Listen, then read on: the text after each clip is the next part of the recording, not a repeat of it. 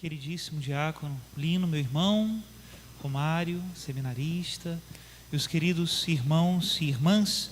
Hoje nós estamos celebrando o batismo de Jesus, o batismo do Senhor, que encerra as comemorações, as reflexões do tempo do Natal. Parece um salto muito grande, né? Semana passada era um menino, adorado pelos magos, deitado numa manjedoura, de poucos dias de nascido, e hoje Jesus já está com 30 anos, cerca de 30 anos de idade, e desce ao Rio Jordão para ser batizado por João o Batista, né? Parece que foi um salto muito grande que a liturgia nos deu, mas a verdade é que aí está escondido um desígnio de Deus. Deus quis esconder o seu filho durante a maior parte da sua vida terrena, deixando que ele trabalhasse com mãos humanas, estivesse no seio de uma família, e ali, escondido, de um modo misterioso, estava o Filho de Deus feito homem, Deus de Deus, luz da luz, Deus verdadeiro de Deus verdadeiro, Jesus Cristo nosso Senhor. Por que Deus o escondeu? Para que nós também, depois que ele se revelasse, pudéssemos ter um exemplo dessa vida escondida, no trabalho de todos os dias, na família, porém uma vida cheia da graça de Deus, cheia do Espírito Santo de Deus. E assim como existia um motivo para Deus esconder o seu Filho, nessa vida ordinária de todos os dias, também há um motivo agora para Deus revelá-lo, para Deus colocá-lo em evidência. Por que Deus mostra o seu Filho? Para que nós possamos segui-lo. Essa é a verdade. E esse Jesus já estava sendo preparado muitos séculos antes pelas profecias que falavam do Messias de Israel.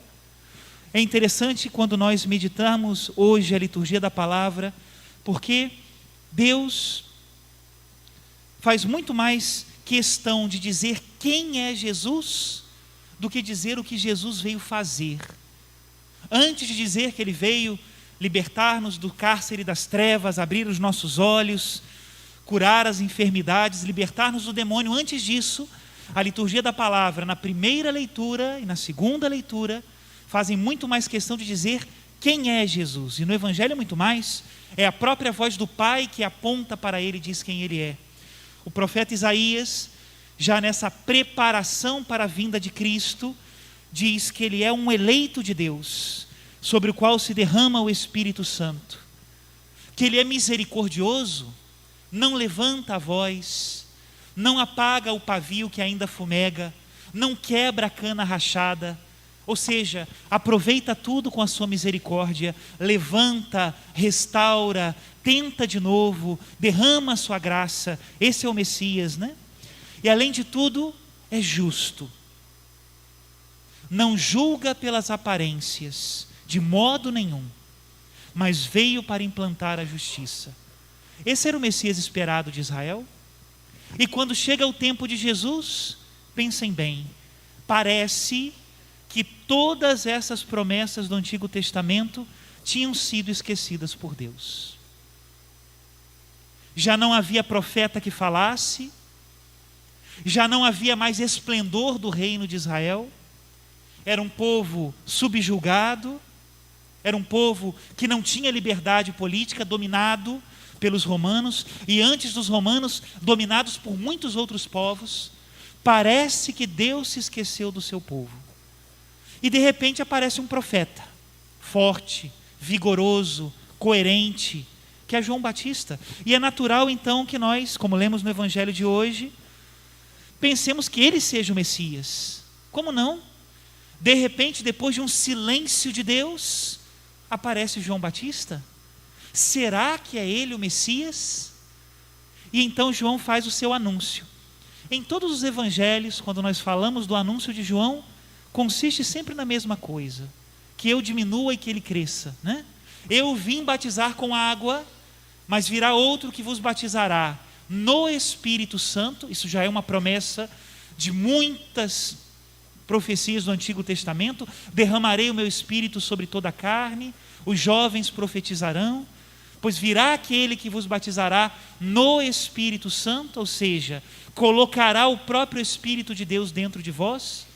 É o profeta Ezequiel que diz: tirarei de vosso peito este coração de pedra, e no lugar colocarei um coração de carne, meterei o meu Espírito em vós, diz o profeta.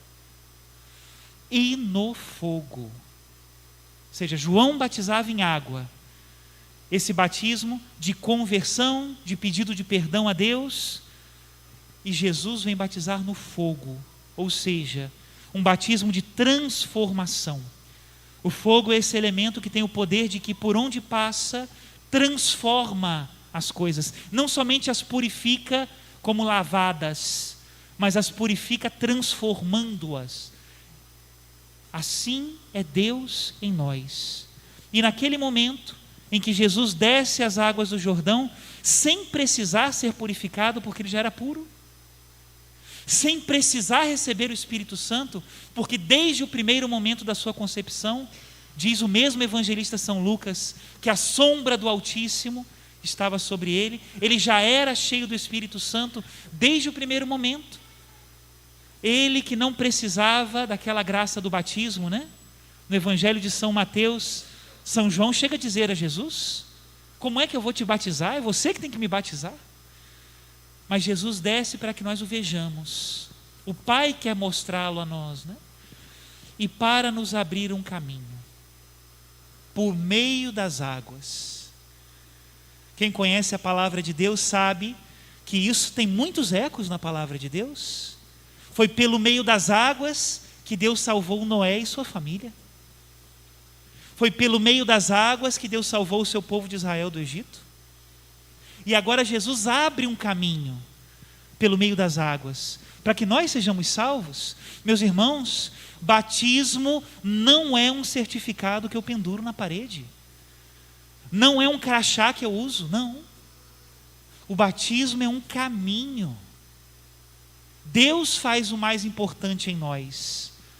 Pelo batismo, nos limpa da mancha do pecado original. Reconcilia-nos com Ele, nos faz seus amigos, imprime em nós uma marca que nunca mais será perdida, nem nessa vida, nem na outra. Ele faz o mais importante. E além disso, abre um caminho pelo qual nós precisamos caminhar, né? Este é o sentido forte que nós temos do sacramento do batismo. Nesse ponto nós precisamos refletir algumas coisas, né? Precisamos. Nós católicos acreditamos nos sacramentos.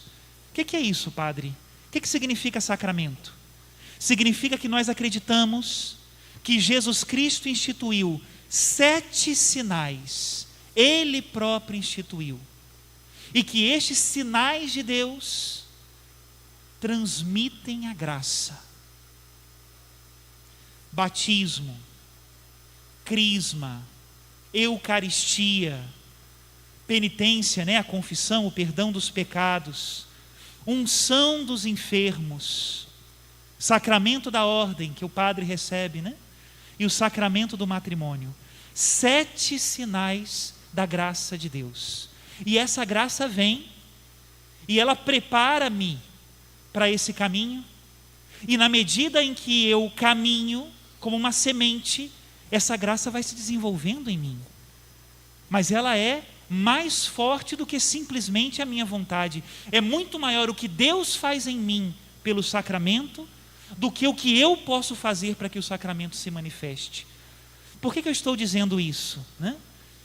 Porque hoje, inclusive entre nós católicos, vai entrando uma mentalidade que não é da nossa fé, que o importante é só ter fé. Que não adianta batizar uma criança, porque naquele momento ela não tem fé. Mas dizer isso é não acreditar que existem os sacramentos. É acreditar só na tua fé. E que aquela água simboliza uma coisa, mas não transmite a graça.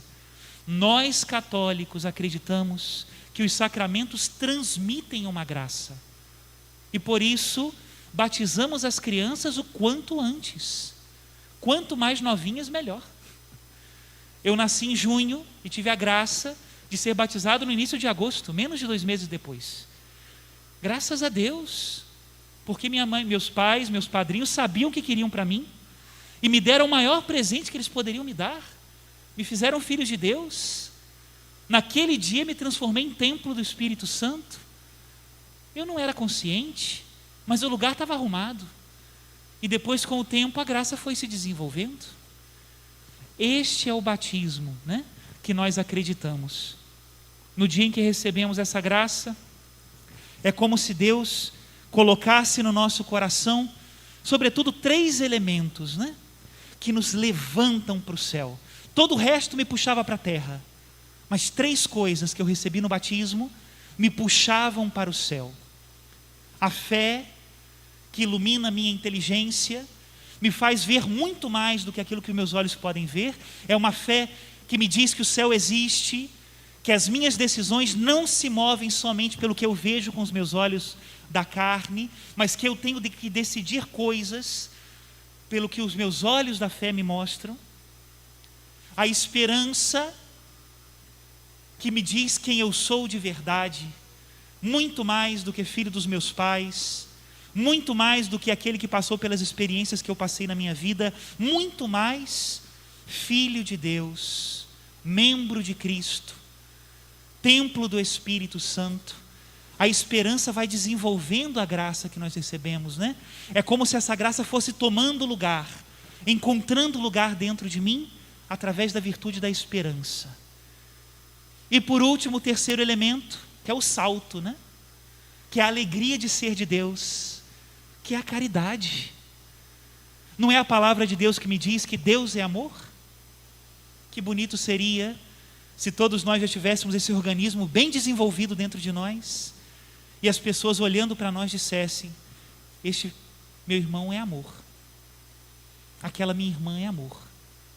Se esquece de si e se encontra no outro, e se alegra quando se entrega a Deus, e se alegra quando se entrega à sua família, e se alegra quando se entrega ao seu irmão, e se alegra quando, no trabalho cotidiano de todos os dias, dá testemunho de ser filho de Deus. Que alegria, né? Meus irmãos, é grande o sacramento do batismo. Peçamos a Deus que nós nunca reneguemos as promessas que no batismo nós fizemos. Louvado seja nosso Senhor Jesus Cristo. Para sempre seja louvado.